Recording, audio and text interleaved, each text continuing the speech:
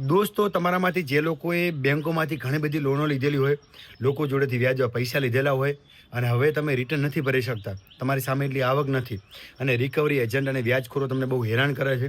હવે બેંક પણ તમારો હાથ નથી પકડતી અને કોઈ વ્યક્તિ પણ તમે વ્યાજવા પૈસા આપતું નથી.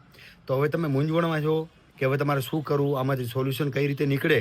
પહેલું જ તમે એ કામ કરો કે ફાઇનાન્સ એડવાઇઝર હોય એની તમે એડવાઇસ લો. તમારા આજુબાજુમાં એવો કોઈ વ્યક્તિ હોય કે જે ફાઇનાન્સ એડવાઇઝરનું કામકાજ કરતો હોય તો એ વ્યક્તિનો કોન્ટેક્ટ કરો.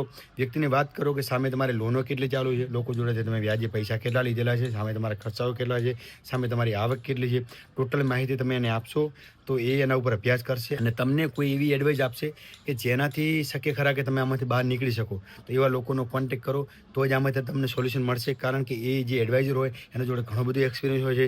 તમારા જેવા ઘણા બધા લોકો જે ફસાયેલા હોય છે એ લોકોને બહાર કાઢવામાં મદદ કરતા હોય છે. તો એવા લોકો જોડે ઘણો બધો અનુભવ હોય છે ને, તો એવા લોકોનો તમે કોન્ટેક્ટ કરો. ભલે એમની જે ફી થતી હોય આપી દો, પણ એ વ્યક્તિ તમને બહાર કાઢવામાં ઘણી બધી મદદ કરી શકે છે. તો એવા લોકોનો કોન્ટેક્ટ કરો. બાકી આવી નવી માહિતી માટે મારા પેજને ફોલો કરવાનું આપું છું.